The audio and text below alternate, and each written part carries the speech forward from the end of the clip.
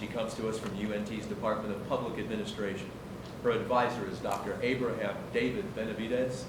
Her presentation is titled, Government Responsiveness and Creating Communities for a Lifetime. Future Dr. Keys, the stage is yours.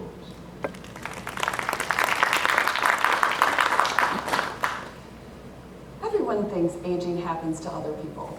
Nobody wants to be that lady from that old commercial, help, I've fallen and I can't get up.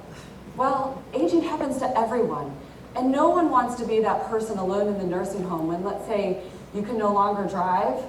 My research studies the impact of an older adult population on cities. Now, age-friendly cities are places that support older adults through mobility, housing options, access to services, and access to their environment. Historically, public policy has responded to the needs of aging through the lens of a medical model, viewing older adults as frail or sick and producing policy outcomes around hospitalization or long-term care. I challenge the medical model. What older adults need has changed. My research develops a cultural model of aging, manifests through local governments, refocusing our policy attention on transportation, housing, access to services, and the built environment, and producing outcomes of independence. To examine this phenomenon, I asked 3 questions. To what extent do cities even adopt age-friendly policies?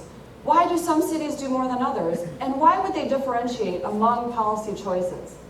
To get answers, I asked 1,050 city managers and mayors the extent that their management principles integrated a value of responsiveness towards the needs of older adults. I matched these findings with objective measures of citizen engagement. I found that cities with a cultural awareness of aging integrated into their management principles were more likely to adopt age-friendly policies. I was able to organize these cities into categories of low, medium, and high levels of adoption, associating policy types with the categories, and informing on a broader policy package necessary to create an age-friendly place. I also found that cities were more likely to support transportation and service actions over housing and planning, likely because they support short-term gains for their constituents. This research has broad implications. First, it demonstrates how public policy outcomes translate into the living conditions for our elderly. Second, if we focus on short-term wins over a commitment to long-term planning, we will create barriers to the physical transformation necessary to create an age-friendly place. And third, it provides evidence of the distributional consequences for cities or citizens that live in communities that choose to do nothing. My research helps reduce the need for a medical model.